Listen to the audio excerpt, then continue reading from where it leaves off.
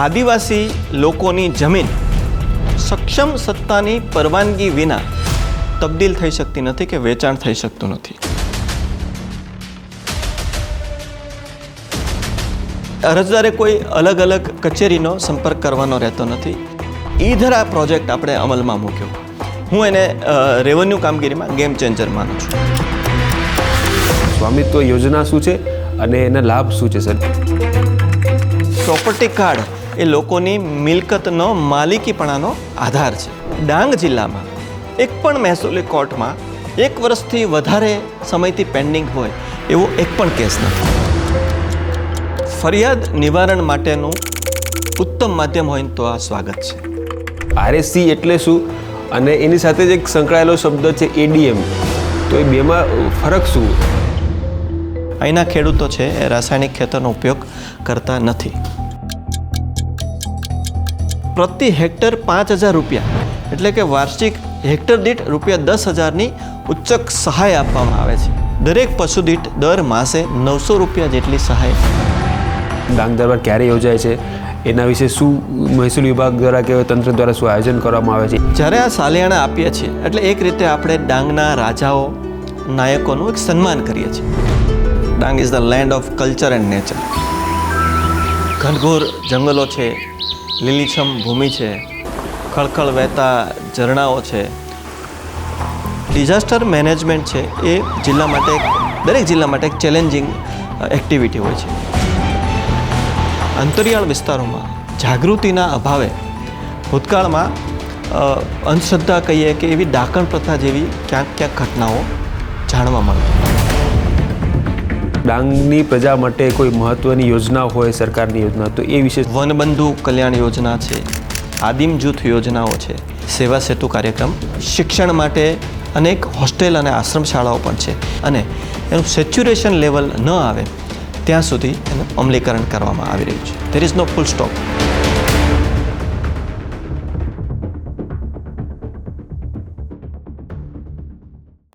(2047) સુધી ભારતને વિકસિત રાષ્ટ્ર બનાવવાના ભારતના માનનીય વડાપ્રધાન શ્રી નરેન્દ્રભાઈ મોદી સાહેબ તથા ગુજરાતના મુખ્યમંત્રી શ્રી ભૂપેન્દ્રભાઈ પટેલ સાહેબના વિઝન અન્વયે વિવિધ યોજનાકીય કામગીરી કરવામાં આવી રહેલ છે, જેની માહિતી લોકો સુધી સરળ શબ્દોમાં પહોંચે તે માટે ગુજરાત સરકારના રાજસ્વ વિભાગ એટલે કે મહેસૂલ વિભાગ દ્વારા એક નવીન પહેલ શરૂ કરવામાં આવેલ છે, એટલે કે રાજસ્વ સ્વરાજ પોડકાસ્ટ, જે અંતર્ગત આજ રોજ આપણે ડાંગ જિલ્લાના નિવાસી અધિક કલેક્ટર શ્રી ડૉક્ટર વિમલ જોશી સાહેબ સાથે મુલાકાત કરશું. સર, આપનું સ્વાગત છે. સર, સૌપ્રથમ તો ડૉક્ટર વિમલ જોશી, આપના વિશે સર અંગત માહિતી જણાવો. આપનું કરિયર, મહેસૂલી વિભાગમાં અનુભવ તમારો, એના વિશે સર થોડું જણાવો sir. Well, basically I belong to Bhavnagar. મારો જન્મ અને ઉછેર ભાવનગર જિલ્લામાં થયેલો છે. મારા માતા પિતા બંને શિક્ષક હતા અને મેં પણ મારી કારકિર્દીની શરૂઆત માધ્યમિક શાળામાં શિક્ષક તરીકે કરેલી છે. માધ્યમિક શાળામાં મેં 11 વર્ષ ગણિત વિજ્ઞાનના શિક્ષક તરીકે કામગીરી કરેલી છે. શિક્ષકની નોકરી દરમિયાન જ મેં PhD અને કેમ્બ્રિજ ઇન્ટરનેશનલ ડિપ્લોમાની વધારાની લાયકાતો પ્રાપ્ત કરેલી છે. શિક્ષક તરીકે જ્યારે હું નોકરી કરતો હતો ત્યારે ખાસ કરીને ચૂંટણી છે કે વસ્તી ગણતરી છે એવી રાષ્ટ્રીય કામગીરી આપણે કરતા હોઈએ છીએ ત્યારે જિલ્લાના ઉચ્ચ મહેસૂલી અધિકારીઓને આટલી મોટી જવાબદારી સરળતાથી અને સહજતાથી વહન કરતા જોઈ મને પણ વિચાર આવ્યો કે મારે પણ મારી જાતને થોડી અપગ્રેડ કરવી જોઈએ. આથી મેં GPSC પરીક્ષા આપી અને એમાં ઉત્તીર્ણ થઈ અને હું વર્ષ 2011માં મામલતદાર તરીકે પસંદ થયો. મામલતદાર તરીકે મને અમદાવાદ અને સાબરકાંઠા જેવા જિલ્લાઓમાં કામ કરવાની તક મળી છે. ત્યારબાદ વર્ષ 2016માં અમને લોકોને ડેપ્યુટી કલેક્ટર સંવર્ગમાં પ્રમોશન આપવામાં આવ્યું. ડેપ્યુટી કલેક્ટર તરીકે મને મહેસાણા, ગાંધીનગર, કચ્છ, વડોદરા અને અમદાવાદ જેવા જિલ્લાઓમાં કામ કરવાની તક મળી છે. ત્યારબાદ વર્ષ 2023માં અમને એડિશનલ કલેક્ટરનું પ્રમોશન આપવામાં આવ્યું અને એ અંતર્ગત પ્રથમ ગાંધીનગરમાં અધિક કલેક્ટર તરીકે નોકરી કરી અને હાલ હું ડાંગ જિલ્લામાં જેમ આપે કહ્યું એમ નિવાસી અધિક કલેક્ટર તરીકે ફરજ બજાવી રહ્યો છું.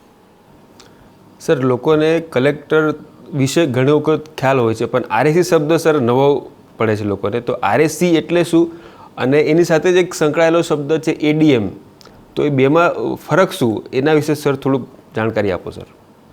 વેલ, જેમ તમે નિવાસી અધિક કલેક્ટર કીધું, એટલે આરએસી એટલે રેસિડેન્શિયલ એડિશનલ કલેક્ટર. આરએસસીની ભૂમિકા અથવા એમની કામગીરી સમજવા માટે કલેક્ટરશ્રીની કામગીરી શું છે એ પહેલાં આપણે જોઈએ. તો કલેક્ટરશ્રી જિલ્લાના મહેસૂલી અધિકારી તરીકે મહેસૂલી વડા તો છે જ, આ ઉપરાંત એ જિલ્લા મેજિસ્ટ્રેટ પણ છે કે જ્યારે લો એન્ડ ઓર્ડર અને મેજિસ્ટ્રિયલ કામગીરી તેઓ કરે છે. આ ઉપરાંત જિલ્લામાં કામ કરતા દરેક વિભાગોના એ જિલ્લા કક્ષાના વડા છે એમ કહીએ તો પણ ચાલે. એટલે કે એક ચીફ કોઓર્ડિનેટર છે, દરેક વિભાગોનું સંકલન કરી અને જિલ્લાની તમામ કામગીરીઓનું એ ક્લોઝ સુપરવિઝન કરતા હોય છે. હવે આટલા બધા કાર્યભાર હેઠળ કલેક્ટરશ્રીએ જિલ્લામાં સતત પ્રવાસો, ઇન્સ્પેક્શન, તપાસણી, મુલાકાતો આ બધું કરતા રહેવાનું. એટલે સ્વાભાવિક છે કે કલેક્ટરશ્રી કચેરીની કામગીરી ઉપરાંત ફિલ્ડ વર્કનો પણ એમની ઉપર ખૂબ મોટો ભાર હોય છે. આવા સંજોગોમાં કલેક્ટર કચેરીમાં બેસીને કચેરીનું અને સંકલનનું કામગીરી કોઈ એક સિનિયર જવાબદાર અધિકારી સંભાળે એ હેતુથી નિવાસી અધિક કલેક્ટરની આ ભૂમિકા હોય છે. નિવાસી એટલે કે મોટા ભાગે એમને કચેરીમાં રહીને જ પોતાની જવાબદારીનું વહન કરવાનું હોય છે. 2011 પહેલાં આ આરડીસીની પોસ્ટ હતી, એટલે કે રેસિડેન્શિયલ ડેપ્યુટી કલેક્ટર. ત્યારબાદ 2011માં રાજ્ય સરકાર દ્વારા આ જગ્યાને આરએસસીમાં તબદીલ કરી અને હવે એ રેસિડેન્શિયલ એડિશનલ કલેક્ટર તરીકે ઓળખાય છે. એડીએમ વિશે આપે પૂછ્યું, તો એડીએમ એટલે એડિશનલ ડિસ્ટ્રિક્ટ મેજિસ્ટ્રેટ. જેમ કલેક્ટરશ્રી ડિસ્ટ્રિક્ટ મેજિસ્ટ્રેટ તરીકે કામ કરે છે એ જ રીતે કલેક્ટરશ્રીના સીધા સુપરવિઝન અને સીધા દેખરેખ હેઠળ નિવાસી અધિક કલેક્ટરશ્રી જ્યારે કેટલીક મેજિસ્ટ્રિયલ જવાબદારીનું વહન કરે છે ત્યારે એ એડીએમ તરીકે કામ કરે છે. જેવી કે પોલીસ વિભાગ તરફથી મળતી દરખાસ્તો અન્વયે જાહેરનામા બહાર પાડવાના હોય છે, કે હથિયાર પરવાનાના રિન્યુઅલ વિશેની હિયરિંગ કે એ સંબંધી કામગીરી કરવાની હોય છે. આવી કામગીરી વખતે એનો રોલ એડીએમ તરીકેનો હોય છે. સર, આપ ડાંગ જિલ્લામાં નિવાસી અધિક કલેક્ટર શ્રી છો, તો સર સૌથી પ્રથમ ડાંગ જિલ્લા વિશે સર માહિતી જણાવો. ડાંગ જિલ્લો છે એ પ્રકૃતિ અને સંસ્કૃતિની ભૂમિ છે. Dang is the land of culture and nature. આપણે સાંભળ્યું હશે કે અમીર ખુસરોએ જ્યારે કાશ્મીર જોયું ત્યારે એમણે કીધેલું કે આ ધરતી ઉપર જો ક્યાંય જન્નત હોય તો એ અહીં જ છે, અહીં જ છે.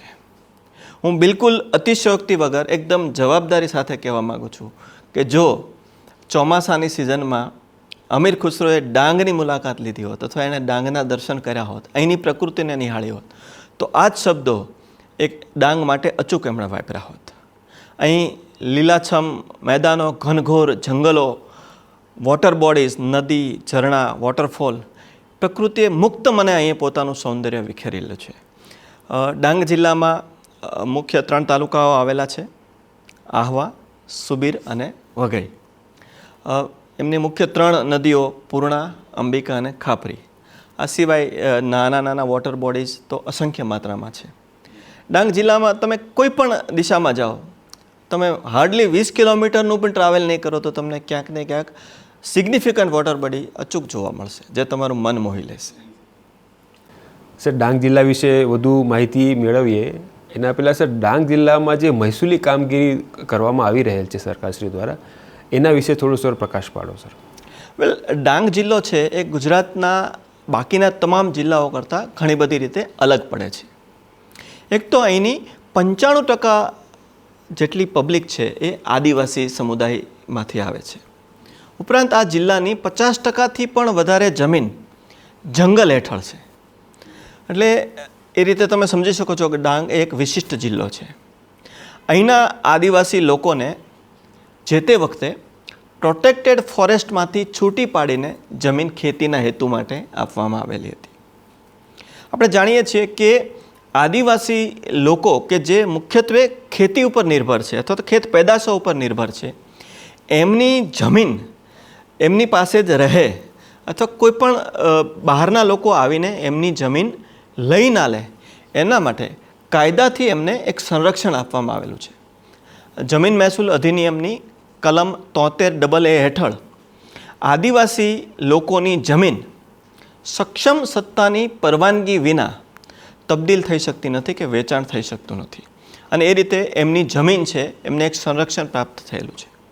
એથી પણ આગળ વાત કરીએ તો આદિવાસી જિલ્લાઓ તો ગુજરાતમાં ઘણા બધા છે કે જ્યાં એમની જમીનો 73AA સંરક્ષિત છે, પરંતુ ડાંગ જિલ્લામાં રાજ્ય સરકારે વિશેષ સંરક્ષણ આપીને ડાંગી લોકોની જમીન માત્ર ડાંગી લોકોને જ તબદીલ થઈ શકે એ પ્રકારની વિશેષ પ્રાવધાન કરી છે, અને આમ કરીને સરકારે એમની સંપત્તિ, એમની મિલકતનું સંરક્ષણ સુનિશ્ચિત કર્યું છે. આ ઉપરાંત અહીંના લોકોને વન અધિનિયમ હેઠળ 3800થી પણ વધારે આદેશપત્રો આપીને ફોરેસ્ટની જમીન પણ એમને ખેત કામગીરી કરવા માટે આપવામાં આવી છે. સર, મહેસૂલ વિભાગ દ્વારા પણ વિવિધ મહેસૂલી યોજનાઓ અંતર્ગત અપગ્રેડેશન અને સુધારાઓ કરવામાં આવી રહેલ છે, તો એના વિશે થોડું માહિતી આપો સર, જેથી કરીને લોકોને સરળતાથી જાણી શકાય. ગુજરાત રાજ્ય સરકારને લાગે છે ત્યાં સુધી મહેસૂલી કામગીરીમાં રાજ્ય સરકાર દ્વારા સતત લોકોના હિતાર્થે સર્વિસ અપગ્રેડેશન અને રેકર્ડ અપગ્રેડેશન સમયાંતરે હાથ ધરવામાં આવેલું છે. હાલ ઘણા બધા નવીન સુધારાઓ મહેસૂલી કામગીરીમાં રાજ્ય સરકાર દ્વારા જનહિતાર્થે લાગુ પાડવામાં આવેલા છે, પરંતુ થોડું લોંગ બેક જઈએ તો ગુજરાતે જ્યારે આપણા હાલના માનનીય વડાપ્રધાન શ્રી નરેન્દ્ર મોદી સાહેબ જ્યારે ગુજરાતના મુખ્યમંત્રી હતા ત્યારે જે ઈ-ધરા પ્રોજેક્ટ આપણે અમલમાં મૂક્યો, હું એને રેવન્યુ કામગીરીમાં ગેમ ચેન્જર માનું છું કે સમગ્ર રેવન્યુ રેકર્ડને 7, 12, 8 આ તમામ રેકર્ડને આપણે સ્કેન કરી કમ્પ્યુટરાઇઝ કર્યું અને ડિજિટાઇઝ કર્યું. એ પહેલાં કેવો સિનારીઓ હતો કે ગામના કોઈ પણ માણસે પોતાના રેવન્યુ રેકર્ડની નકલ મેળવવી હોય અથવા તો એ રેવન્યુ રેકર્ડમાં કંઈ પણ ફેરફાર કરાવવા હોય તો પહેલાં એ રેકર્ડ ગામ દફતરે તલાટીના કસ્ટડીમાં રહેતું, એટલે એમણે તલાટીનો એપ્રોચ સંપર્ક કરવાનો થતો હતો. ત્યારબાદ તલાટી એમની અનુકૂળતા મુજબ યા તો એમને નકલ આપે છે અથવા એમને જો કોઈ તબદીલી કરાવી છે તો એ કાચી નોંધ એમાં નોંધતા હતા. ત્યારબાદ યોગ્ય સમય થાય ત્યારે તાલુકે બેસતા ફેરણી અધિકારીઓ છે, જેમ કે મામલતદારશ્રી છે કે સર્કલ ઓફિસરશ્રી છે, એ જ્યારે એ ગામની મુલાકાતે જાય ત્યારે એ નોંધને સર્ટિફાઈડ કરે અને એ સર્ટિફાઈડના શેરાને બાદ તલાટી એની રેવન્યુ રેકર્ડમાં અસર આપે અને ત્યારબાદ લોકોને એ પોતાનું રેકર્ડ અનુકૂળતા મુજબ જોવા મળતું. ઈ-ધરા આવ્યા પછી દરેક ગામે રહેલું તલાટીની કસ્ટડીમાં રહેલું રેકર્ડ આપણે તાલુકા મામલતદાર કચેરીના ઈ-ધરા સેન્ટરમાં લઈ આવ્યા અને એક જ જગ્યાએથી સવારે 10:30થી સાંજે 6:10 સુધી લોકો ગમે ત્યારે પણ આવીને પોતાના સર્વે નંબરમાં એમને જે કંઈ પણ તબદીલીની નોંધો પડાવી છે એ પડાવી શકતા. જ્યારે ગામે રેકર્ડ રહેતું તો ઘણી વખત આપણને એવી રજૂઆતો મળતી કે રેકર્ડ ગુમ થઈ જવું, રેકર્ડ બળી જવું, રેકર્ડ પલળી જવું, રેકર્ડ નાશ પામવું. આ સમગ્ર રેકર્ડ ડિજિટાઇઝેશનથી રેકર્ડને આપણે જ્યારે સોફ્ટ સ્વરૂપે સંગ્રહ કર્યો છે ત્યારે આપણે આ બધી ચેલેન્જીસમાંથી બહાર આવી ગયા છીએ. એનાથી પણ એક ડગલું આગળ વધીને રાજ્ય સરકારે NEROની સુવિધા આપી છે કે જેથી લોકો ઘેર બેઠા પોતાના 7/12 કે રેવન્યુ રેકર્ડ છે એ જોઈ શકે છે, ચેક કરી શકે છે. એનાથી પણ આગળ ₹5 ભરીને પોતાના જ મોબાઈલમાં લોકો પોતાના જ રેવન્યુ રેકર્ડની 7, 12, 8ની સર્ટિફાઈડ કોપી સુદ્ધા મેળવી શકે છે. એટલે હવે એમણે તાલુકા સાથે કાર્યરત ઈ-ધરા કેન્દ્રમાં પણ આવવાની જરૂર રહેતી નથી. જેમ આપે પોર્ટલની વાત કરી તો તાજેતરમાં જ IORA કરીને જે રાજ્ય સરકારે પોર્ટલ ઇન્ટ્રોડ્યુસ કર્યું છે, ઇન્ટિગ્રેટેડ ઓનલાઈન રેવન્યુ એપ્લિકેશન્સ. આ IORAમાં લોકોના હિત માટે, લોકોની સરળતા માટે ઘણી બધી સુવિધાઓ એમાં ઓનલાઈન સ્વરૂપે આપવામાં આવી છે. સાદી ભાષામાં કહીએ ઉદાહરણ તરીકે તો બિનખેતી. ખેતીની જમીનને જ્યારે ખેડૂતે પોતાની અનુકૂળતા માટે કે પોતાના કામ માટે બિનખેતીમાં ફેરવવી હોય તો અગાઉ સત્તાના વહેંચણીના ભાગરૂપે અલગ અલગ અધિકારીઓ બિનખેતીની પ્રક્રિયાના હુકમો કરતા. અમુક જમીનોમાં તાલુકા વિકાસ અધિકારી બિનખેતીના હુકમો કરતા, અમુક વસ્તી કે અમુક વધારે ક્ષેત્રફળવાળી જમીન હોય તો એમાં જિલ્લા વિકાસ અધિકારી શ્રી બિનખેતીના હુકમો કરતા, કેટલાક વિસ્તારો માટે પ્રાંત અધિકારી શ્રી બિનખેતીના હુકમો કરતા. રાજ્ય સરકારે વિચાર્યું કે આ દરેકને એક સેન્ટ્રલ સિસ્ટમ બનાવીએ કે જેથી લોકોને કોઈ કન્ફ્યુઝન ન થાય અને એક સરળ ચેનલથી લોકોનું કામ થાય. એટલે તમામ પ્રકારની બિનખેતીની પ્રક્રિયાઓ જિલ્લા કલેક્ટર કચેરીમાં થઈ રહી છે અને એમાં પણ લોકોએ કચેરીમાં રૂબરૂ સંપર્ક કરવાની જરૂર નથી. IORA પોર્ટલથી એ ઓનલાઈન અરજી કરી અને જે સાધનિક પુરાવાઓ છે, એમની જે પણ એકરારનામું છે, એ વિગતો એ ઓનલાઈન અપલોડ કરે છે. એટલે આપોઆપ એ અરજી પોર્ટલમાં આવી જાય છે અને ત્યારબાદ નિયત કરેલ પ્રક્રિયા અનુસાર એનું બિનખેતીની પ્રક્રિયા હાથ ધરવામાં આવે છે. અભિપ્રાયો માટે પણ હવે અરજદારે કોઈ અલગ અલગ કચેરીનો સંપર્ક કરવાનો રહેતો નથી. આ IORAના ફ્લોમાં જ એ જુદા જુદા અભિપ્રાયો પણ ઓનલાઈન જ જે તે નિર્ણય કરતી સંસ્થા પાસે આવી જાય છે. સર, એવું જ એક શબ્દ નવો સંભળાય છે, સ્વામિત્વ, જે લોકોને ક્યાંક ને ક્યાંક નવું પડે છે. તેના વિશે થોડું સમજાવો છે સર. સ્વામિત્વ યોજના શું છે અને એના લાભ શું છે સર, અને લોકો એને કઈ રીતે લાભ લઈ શકે સર? સરકારશ્રીની લોકોને પોતાની મિલકત પ્રત્યેના અધિકાર આપતી આ ખૂબ જ અગત્યની યોજના છે. સ્વામિત્વ શબ્દમાં જ સ્વામી શબ્દ, સ્વામી એટલે માલિક, એટલે લોકોને પોતાની મિલકતની માલિકી માટેનો એક ડોક્યુમેન્ટ આપતી આ સ્વામિત્વ યોજના છે. ગામતળમાં જેટલા પણ લોકો મિલકત ધરાવે છે, આ દરેક મિલકતનું એમની પાસે અત્યાર સુધી કોઈ આધિકારિક રૂપનું કોઈ મિલકત ધરાવવાનું કોઈ આઈડેન્ટિટી નહોતી. સ્વામિત્વ યોજના હેઠળ ગામતળમાં જેટલી પણ મિલકતો લોકો ધરાવે છે, એ દરેક મિલકતના સામે ચાલીને તંત્રએ પ્રોપર્ટી કાર્ડ તૈયાર કર્યા છે અને આ પ્રોપર્ટી કાર્ડ એ લોકોની મિલકતનો માલિકીપણાનો આધાર છે. એટલું જ નહીં, આ પ્રોપર્ટી કાર્ડ ઉપર બેન્કો એમને લોન પણ આપે છે કે અત્યાર સુધી જે મિલકતને બેન્કોને લોન આપવા માટે જે માલિકીનો આધાર જોઈતો હતો, એ આ પ્રોપર્ટી કાર્ડ એ લોન આપવા માટેનો પણ બેઝ છે. એટલે લોકો માટે ખૂબ આશીર્વાદરૂપ આ યોજના છે. ચોક્કસ સર, યોજનાઓની વાત કરી એમાં એક યોજના સર આય મોજણી પણ થોડુંક લોકો માટે શબ્દ નવો હોય છે જ્યારે માપણી કરવા માટે આવતા હોય છે. એના વિશે સર થોડું આપ પ્રકાશ પાડો સર. જેમ હમણાં જ આપણે વાત કરી કે રાજ્ય સરકાર મોટાભાગની તમામ સેવાઓ ઓનલાઈન સ્વરૂપે આપી રહી છે. તો માપણી જ્યારે વાત કરીએ છીએ આપણે કે અગાઉ ખેડૂતે પોતાની જમીનની માપણી કરવી હોય તો એમણે DLR કચેરીનો રૂબરૂમાં સંપર્ક કરી અને અરજી આપવી, ટૂંકમાં ફિઝિકલ સ્વરૂપે આ કામગીરી થતી હતી.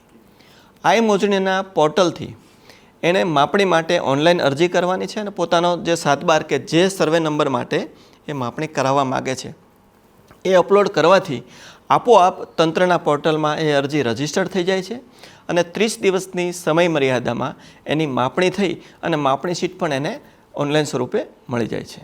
જેમ આપણે આય મોજણીનું કીધું, હું આ માધ્યમથી લોકોને એક વધારાની ઓનલાઈન સર્વિસ કે જે લોકો ખૂબ સારી રીતે એનો ઉપયોગ કરી શકે છે એના વિશે પણ જણાવવા માગીશ. IRCMS, integrated revenue case monitoring system.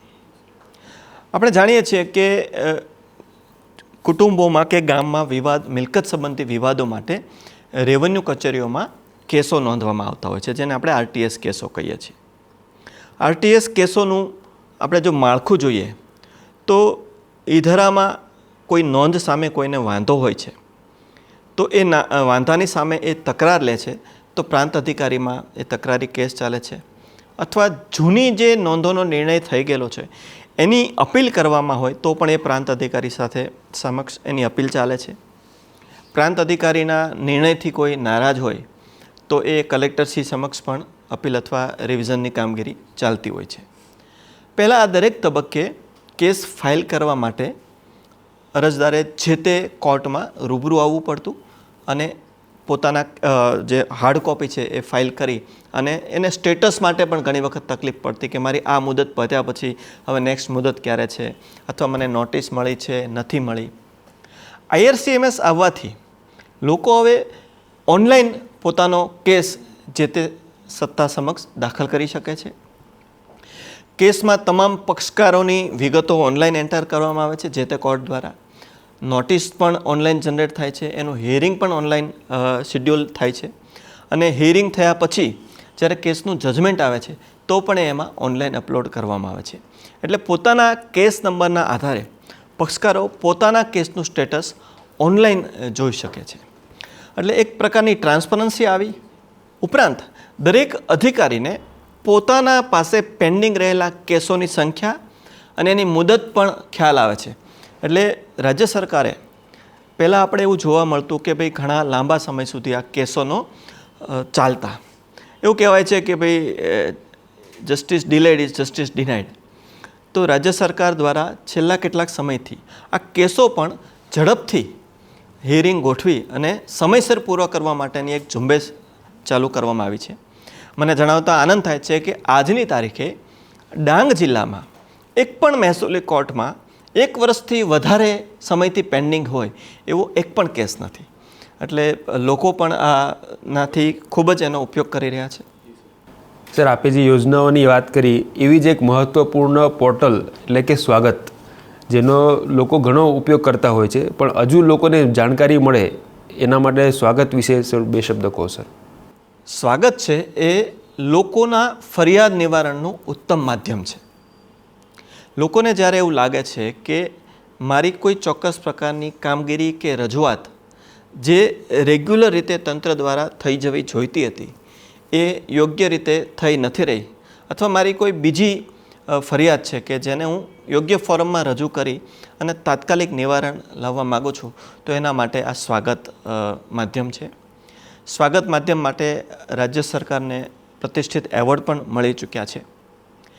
ગ્રામ સ્વાગત, તાલુકા સ્વાગત, જિલ્લા સ્વાગત અને રાજ્ય સ્વાગત આ એના અલગ અલગ પ્લેટફોર્મ છે. સામાન્ય રીતે ગામના પ્રશ્નોનો જો નિકાલ ન આવતો હોય તો નાગરિક ગ્રામ સ્વાગતમાં અરજી કરી શકે છે. એ પણ હવે ઓનલાઈન થઈ શકે છે. તાલુકા સ્વાગત હોય છે અને આમાં માત્ર મહેસૂલી નહીં, તાલુકાના તમામ વિભાગોના નાગરિકને જે પણ પાણી છે, ગટર છે, સફાઈ છે, જે પણ મુદ્દાના એમના પ્રશ્નો છે એ દરેક મુદ્દાઓની રજૂઆત એ સ્વાગત ફોરમમાં કરી શકે છે અને જે તે જવાબદાર વિભાગના અધિકારીએ એનો નિકાલ કરીને યોગ્ય રજૂઆત સાથે સ્વાગતમાં હાજર રહેવાનું હોય છે. એ જ રીતે જિલ્લા કક્ષાએ કલેક્ટરશ્રીના અધ્યક્ષપણે જિલ્લા સ્વાગત યોજાય છે. અને જ્યારે નાગરિકને એવું લાગે છે કે જિલ્લા કક્ષાએથી પણ મારું કામ મને સંતોષ નથી, તો માનનીય મુખ્યમંત્રીશ્રીના અધ્યક્ષપણે રાજ્ય સ્વાગતનું પણ સંચાલન કરવામાં આવે છે અને દર મહિને આ રેગ્યુલર યોજાતી પ્રક્રિયા છે. એટલે નાગરિકોના કોઈ પ્રશ્નનો નિકાલ ન થતો હોય, નિરાકરણ ન આવતું હોય તો આ ફોરમથી એને ત્વરિત ન્યાય મળે છે. સર, એવું જ એક નવું પોર્ટલ છે સીએમ ડેશબોર્ડ, સર એ વિશે થોડુંક સમજાવો સર. રાજ્યના જુદા જુદા વિભાગો હેઠળ અનેક કામગીરી થતી હોય છે અને એ દરેક કામગીરીનું વહન જે તે વિભાગની સૂચનાઓ હેઠળ, યોજનાના લક્ષ્યાંકો હેઠળ થતું હોય છે. સીએમ ડેશબોર્ડથી એટલે કે RTPMS real time performance management સિસ્ટમથી આ દરેક યોજનાઓ કે જે તે વહીવટી વિભાગે કાર્યાન્વિત કરવાની છે, એક એમનું પરફોર્મન્સ કેવું છે, એ લક્ષ્યાંક મુજબ થઈ રહી છે કે નહીં, એ હકારાત્મક રીતે થઈ રહી છે કે કેમ, એ સમયસર થઈ રહી છે કે કેમ, એના માટેનું આ એક માધ્યમ છે. દરેક વિભાગની, દરેક જિલ્લાના દરેક વિભાગની અગત્યની કામગીરી, અગત્યની એટલે કે લોકો માટે જે મોસ્ટ બેનિફિશિયરી કામગીરી છે, લોકોને જે સીધી રીતે અસરગ્રસ્ત કામગીરી છે, અસર કરતા કામગીરી છે, એ દરેક કામગીરીનું એમાં મેપિંગ કરવામાં આવેલું છે અને KPI થકી દર માસે એ કામગીરીનું એ વિભાગની કચેરીએ કઈ રીતે કામગીરી કરી છે એનો ડેટા ઓનલાઈન કેપ્ચર કરી અને એના આધારે એનું પરફોર્મન્સનું મેપિંગ કરવામાં આવે છે. આ કામગીરીને A+, A, B અને C એવી કેટેગરીમાં ગ્રેડિંગ પણ આપવામાં આવે છે. આ ઉપરાંત દરેક જિલ્લાના પોતાના પરફોર્મન્સના આધારે એક તંદુરસ્ત હરીફાઈ થાય એટલા માટે એનું રેન્કિંગ પણ આપવામાં આવે છે. એ પોર્ટલ ઉપર જઈ અને દરેક જિલ્લો આજે એ કામગીરીમાં કયા રેન્ક પર છે એ જોઈ શકાય છે. એટલે એક પ્રકારનું સ્પર્ધાત્મક માહોલમાં વધારે સારી રીતે પરફોર્મ કઈ રીતે કરી શકીએ એના માટેનું આ પોર્ટલ છે અને રાજ્ય સરકાર પણ એ પોર્ટલના માધ્યમથી આખા રાજ્યમાં આ કામગીરીનું સીધું દેખરેખ અને નિયંત્રણ કરી શકે છે. સરે આપણને મહેસૂલી યોજનાઓ વિશે અને ઘણી સરસ માહિતી આપી. તો સર હવે ડાંગ જિલ્લા વિશે થોડુંક માહિતી મેળવીએ સર. તો ડાંગ જિલ્લા જેના માટે પ્રખ્યાત છે સંસ્કૃતિ, પર્યટન, એના વિશે સર વાત કરીએ તો સૌપ્રથમ ડાંગ જિલ્લાની સંસ્કૃતિ અને રહેણી કહેણી, ખાનપાન એના વિશે સર થોડું ટૂંકમાં સમજાવો સર. હમણાં જ આપણે વાત કરીએ એમ ડાંગ છે એ સંસ્કૃતિ અને પ્રકૃતિની ભૂમિ છે. એટલે અહીંની પ્રજા છે એ પોતાની સંસ્કૃતિ અને પોતાની પ્રકૃતિને અનહદ ચાહે છે. બેઝિકલી અહીંની પ્રજા એ મનભોળી, સંતોષી અને મોજીલી પ્રકારની છે. ઉત્સવપ્રિય પ્રજા છે. જંગલનો વિસ્તાર છે, થોડી ઘણી ખેતી થાય છે, એટલે મુખ્યત્વે ખેતી પ્રધાન એમનું જીવન છે. એટલે એમની સંસ્કૃતિ પણ ખેતીની આજુબાજુ જોડાયેલી છે. પાકોની વાત કરીએ તો અહીં નાગલી, જેને આપણે રાગી કહીએ છીએ, અડદ, ડાંગર એ અહીંની મુખ્ય ખેત પેદાશો છે. અહીંના લોકોના ખાદ્ય પદાર્થોની વાત કરીએ તો પણ બેઝિકલી મિલેટ આધારિત એમની ખાદ્ય ટેવો છે. આપણે હવે અર્બનાઇઝેશનમાં જોઈએ છીએ કે લોકો હવે ઘઉંનો ઉપયોગ ઓછો કરી અને મિલેટ્સનો ઉપયોગ કરતા થયા છે, જ્યારે અહીંની પ્રજા તો વર્ષોથી મિલેટ્સને જ એમની પોતાનું મુખ્ય મેનુ બનાવીને બેઠી છે. ખેતીની વાત કરીએ છીએ તો મને આપને જણાવતા આનંદ થાય છે કે ડાંગ જિલ્લો છે એ સંપૂર્ણ રસાયણ મુક્ત ખેતી તરફ અગ્રેસર થવા જઈ રહેલો જિલ્લો છે. અહીંની મોટાભાગની ખેતી છે એ નેચરલ ફાર્મિંગ અથવા તો ઓર્ગેનિક ફાર્મિંગ થઈ રહી છે. અહીંના ખેડૂતો છે એ રાસાયણિક ખેતરનો ઉપયોગ કરતા નથી. રાજ્ય સરકાર પણ પ્રાકૃતિક ખેતીને પ્રોત્સાહન આપવા માટે ખૂબ પ્રોત્સાહક પગલાં લઈ રહી છે. હવે જ્યારે અહીંનો ખેડૂત પ્રાકૃતિક ખેતી થકી ખેતી કરે છે ત્યારે સ્વાભાવિક છે કે જે બહારનો ખેડૂત કે જે રાસાયણિક ખાતરના ઉપયોગ કરીને ખેતી કરે છે એની સરખામણીમાં સ્વાભાવિક છે કે શરૂઆતમાં ઉત્પાદનમાં એક કમ્પેરિઝન આપણને જોવા ન મળે. તો આને શરૂઆતમાં પ્રાકૃતિક ખેતી કરતા ખેડૂતને સપોર્ટ કરવા માટે રાજ્ય સરકાર દ્વારા ડાંગના ખેડૂતોને બંને સિઝનમાં પ્રતિ હેક્ટર 5,000 રૂપિયા એટલે કે વાર્ષિક હેક્ટર દીઠ ₹10,000ની ઉચ્ચક સહાય આપવામાં આવે છે કે જેથી એને થોડું ઘણું જો શરૂઆતમાં ઉત્પાદનને લીધે કોઈ લોસ જતો હોય તો એના આ સપોર્ટથી એ સરભર થઈ રહે. આ ઉપરાંત જો પ્રાકૃતિક ખેતી કરવી હોય તો ગાય એ ખૂબ આમાં ઉપયોગી થઈ રહેતું પશુ છે અને ગાયની નિભાવણી માટે પણ દરેક પશુ દીઠ દર માસે ₹900 જેટલી સહાય રાજ્ય સરકાર તરફથી આપવામાં આવે છે. આમ પ્રાકૃતિક કૃષિના સંવર્ધનથી રાજ્ય સરકારની સહાય અને અહીંના ખેડૂતની ઉદ્યમથી ડાંગ જિલ્લામાં આપણને ખૂબ સારા પરિણામો મળ્યા છે. અહીં તમે જોશો તો નાગલીના એટલે કે રાગીના રોટલા, રાગીના પાપડ, ઇવન રાગીના ઢોકળા જેવી વૈવિધ્યસભર મિલેટ આધારિત વાનગીઓ આપણને અહીં જોવા મળે છે. સર, ડાંગની સંસ્કૃતિની જો વાત કરતા હોઈએ તો ડાંગ દરબાર કેમ ભૂલી શકાય સર? જે ડાંગની વિશેષતા છે, જે સમગ્ર ભારતમાં વખણાઈ રહેલી મેળો છે સર, તો એના વિશે સર ડાંગ દરબાર ક્યારે યોજાય છે, એના વિશે શું મહેસૂલ વિભાગ દ્વારા કે તંત્ર દ્વારા શું આયોજન કરવામાં આવે છે એ સર થોડુંક સમજાવો સર. ડાંગ દરબાર એ ડાંગની આગવી ઓળખ સમાન ઘટના છે. એનું એક હિસ્ટોરિકલ બેકગ્રાઉન્ડ પણ છે. આઝાદી પહેલાં ડાંગ જિલ્લામાં જ્યારે અંગ્રેજોનો સમય હતો ત્યારે અહીં રાજાઓ, નાયકો, ભાવબંધો એ લોકોની ટેરિટરી હતી. ત્યારબાદ અંગ્રેજોને આ વિસ્તારો મળતા અંગ્રેજો દ્વારા આ જિલ્લાના રાજાઓ, નાયકોને એક પેશગી રૂપે કેટલાક હક્કો આપવામાં આવેલા હતા. આઝાદી બાદ જ્યારે ડાંગનું વિલીનીકરણ થયું અને તત્સમયે જે મુંબઈ રાજ્યનો હિસ્સો હતું ત્યારે પણ મુંબઈ સરકારે આ ડાંગના રાજાઓ અને નાયકોની સરકાર પ્રત્યેની વફાદારીને ધ્યાનમાં લઈને એમને જે અગાઉ પેશગી સ્વરૂપે રકમ મળતી એને બદલે એમને પોલિટિકલ પેન્શન આપવાનું ચાલુ રાખ્યું. આપણે જાણીએ છીએ કે દેશી રજવાડાઓ કે જેમણે પોતાના રાજ્યો ભારતને સમર્પિત કર્યા ત્યારે એમને પણ જે તે વખતે સાલિયાણા આપવામાં આવતા. સમયાંતરે આ રાજાઓના સાલિયાણાઓ બંધ કરવામાં આવ્યા, પરંતુ ડાંગ એકમાત્ર આ જિલ્લો છે આપણા રાજ્યનો કે જ્યાં આજની તારીખે પણ આપણે એમને આ પોલિટિકલ પેન્શન આપીએ છીએ. તો આ ઘટનાને ડાંગ દરબાર સાથે ખૂબ લેવા દેવા છે. જ્યારે આ સાલિયાણા આપીએ છીએ એટલે એક રીતે આપણે ડાંગના રાજાઓ નાયકોનું એક સન્માન કરીએ છીએ.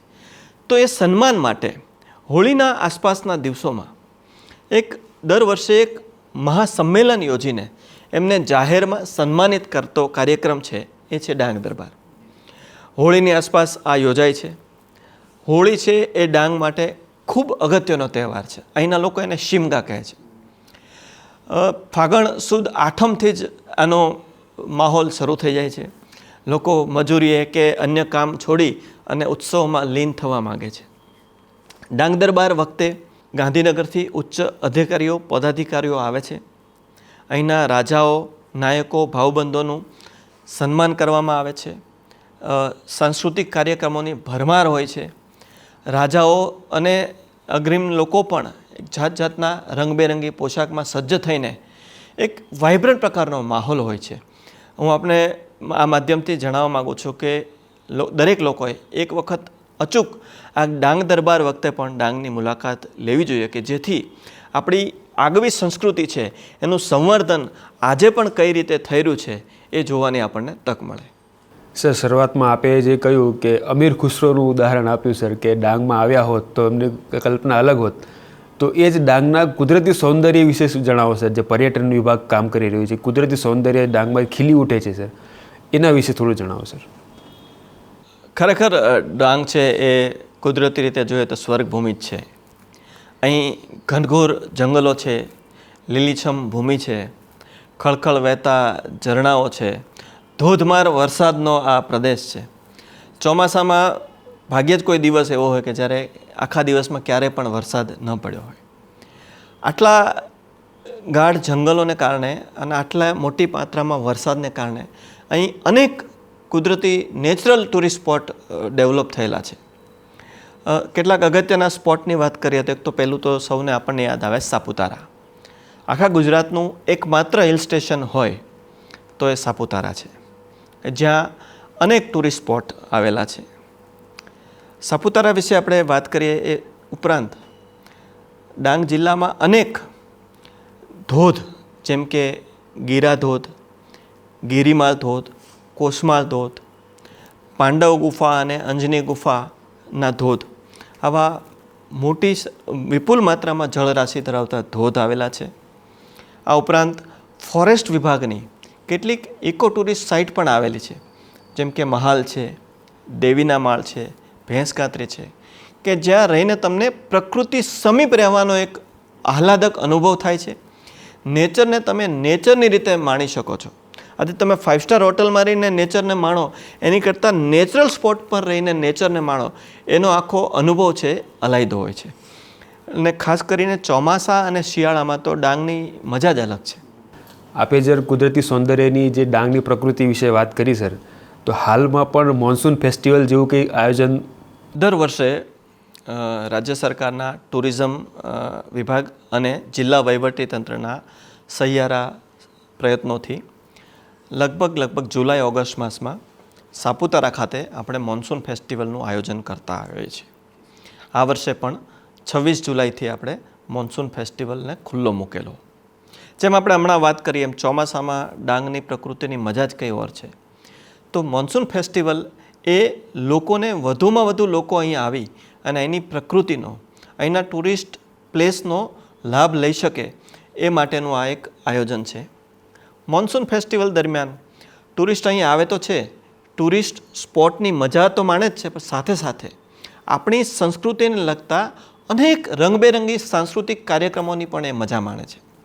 એક વોટરપ્રૂફ ડોમમાં સમગ્ર મોન્સૂન ફેસ્ટિવલ દરમિયાન સતત નામી બેનામી પ્રસિદ્ધ કલાકારો, અલગ અલગ વિસ્તારોમાંથી આવતા કલાકારો વ્યક્તિગત કે ગ્રુપ ઇવેન્ટના ભાગરૂપે પોતાની કલા અહીં પીરસે છે અને ટુરિસ્ટ એનો મન ભરીને આનંદ માણે છે. માત્ર મોન્સૂન ફેસ્ટિવલ નહીં, એ સિવાયના સમયમાં પણ સાપુતારાની વિઝિટ લઈ રહેલા કોઈ પણ ટુરિસ્ટ અહીં પેરાગ્લાઇડિંગ છે, ટ્રેકિંગ છે, હાઇકિંગ છે, બોટિંગ છે, હોર્સ રાઇડિંગ છે, આવી અઢળક એડવેન્ચરસ એક્ટિવિટીનો આનંદ લઈ શકે છે, પોતાની અંદર રહેલી સાહસિક વૃત્તિને અજમાવી શકે છે. એટલે મોન્સૂન ફેસ્ટિવલ દરમિયાન આપ જોશો તો ખાસ કરીને યંગસ્ટર લોકો, યુવાન લોકો ખૂબ જ મોટી સંખ્યામાં આવી રહ્યા છે. આ સિઝનમાં બાઇકર્સની એક મોટી ટીમ, મોટું ગ્રુપ ડાંગ જિલ્લામાં રોડ પર પરિવહન કરતું હોય એવા દ્રશ્યો ખૂબ કોમન થઈ રહ્યા છે. આજુબાજુમાં જે અર્બન વિસ્તારમાં રહેલા લોકો છે એ પણ વીકેન્ડમાં બાઇક કે પોતાનું વાહન લઈ અને પ્રકૃતિની મજા માણવા માટે નીકળી પડે છે. મોન્સૂન ફેસ્ટિવલ દરમિયાન અહીંની મોટાભાગની હોટલ, રિઝોર્ટ કે કેમ્પ સાઇટ તમને હાઉસફુલ જોવા મળશે. મોન્સૂન ફેસ્ટિવલ એ બહારથી આવતા ટુરિસ્ટ માટે તો એક મજાનો અવસર છે જ, પરંતુ અહીંના સ્થાનિક લોકો માટે પણ એક રોજગારીનો બહુ મોટો વિકલ્પ પૂરો પાડે છે. અહીં લોકો હોમસ્ટે થકી રોજગારી કમાઈ શકે છે.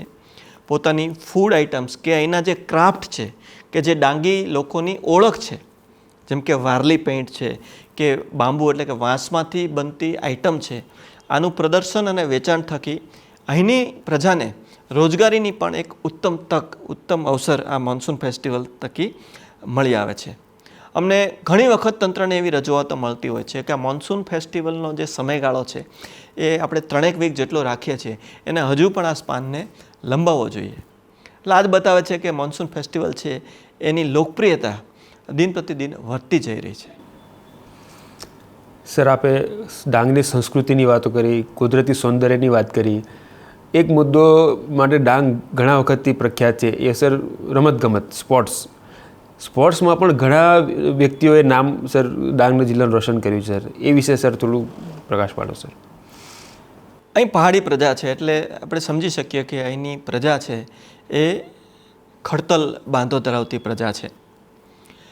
રમતગમતની આપણે વાત કરીએ તો જે સરકારશ્રી દ્વારા સ્પોન્સર્ડ રમતગમતની એક્ટિવિટી છે, જેમ કે આપણે ખેલ મહાકુંભ લઈએ કે ખેલો ઇન્ડિયા જે કેમ્પેઇન ઇન્ટ્રોડ્યુસ થયું છે, એના અંતર્ગત અહીંની શાળાઓ, અહીંની કોલેજોના વિદ્યાર્થીઓ અને યુવાન લોકો ખૂબ બહોળી સંખ્યામાં પાર્ટિસિપન્ટ્સ લઈ રહ્યા છે.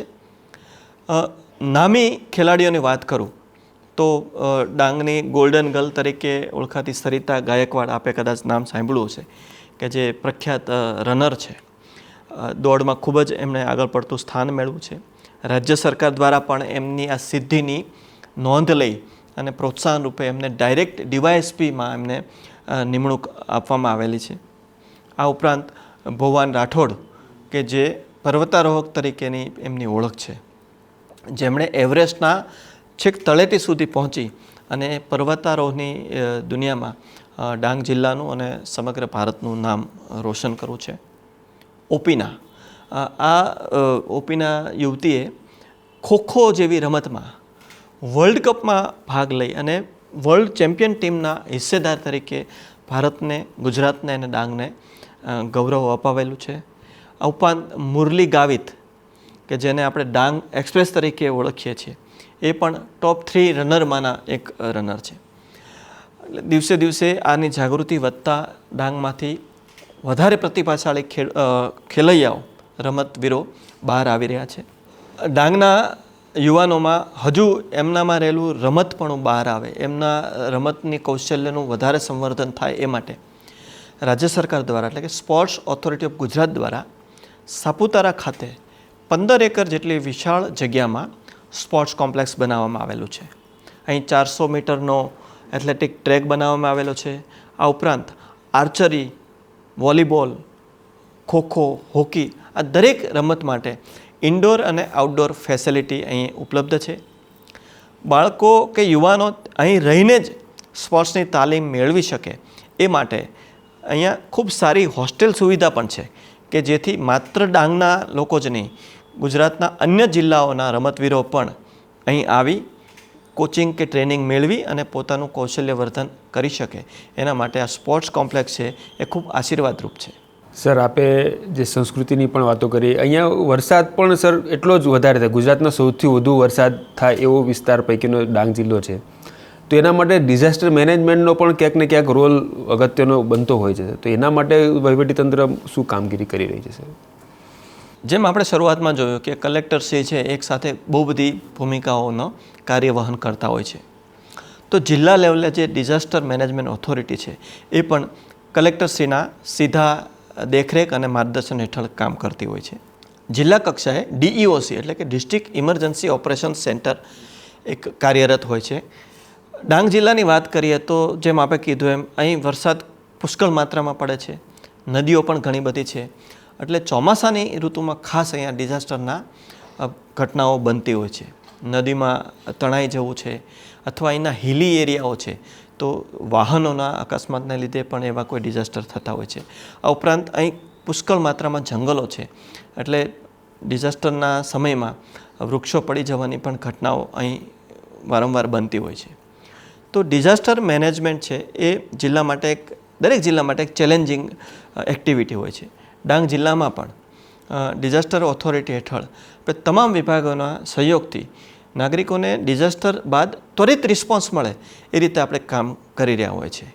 કોઈ રસ્તા ઉપર જો વૃક્ષ પડી ગયું છે તો વન વિભાગ છે કે RNB છે એ સહિયારા પ્રયાસોથી તાત્કાલિક એ વૃક્ષને ત્યાંથી ખસેડી અને માર્ગને ફરીથી આવાજાહી માટે અનુરૂપ બનાવવામાં આવે.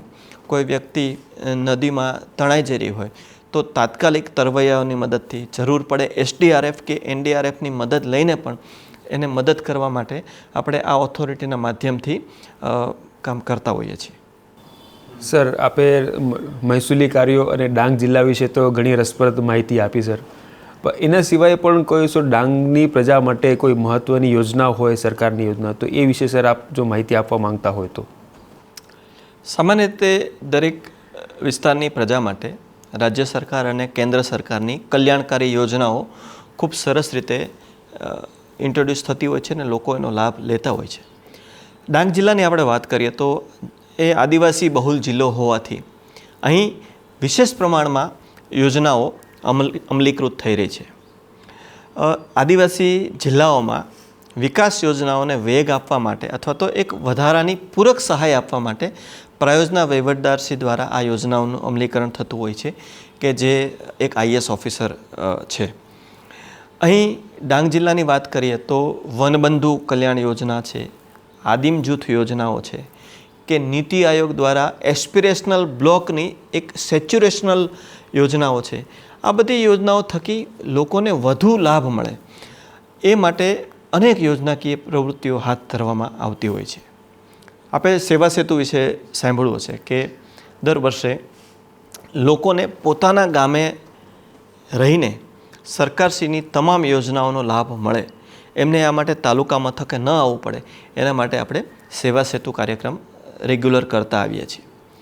ડાંગ જિલ્લામાં આદિવાસી લોકો માટે આવી જ એક ધરતી આબા કરીને આપણે યોજના છે કે જે હેઠળ પણ આધાર કાર્ડ છે, રેશન કાર્ડ છે, હેલ્થ કાર્ડ છે, આવી તમામ સેવાઓ લોકોને એમના ગામે બેઠા જ મળી રહે એ માટે થઈને આપણે દરેક ગામે અગાઉથી નક્કી કરેલા શિડ્યુલ મુજબ જઈએ છીએ, આગોતરી એની પ્રસિદ્ધિ કરીએ છીએ અને તમામ વિભાગોના અધિકારીઓ, કર્મચારીઓ ત્યાં ગામે કેમ્પ કરી અને આ યોજનાઓનું વહન કરતા આવે છે.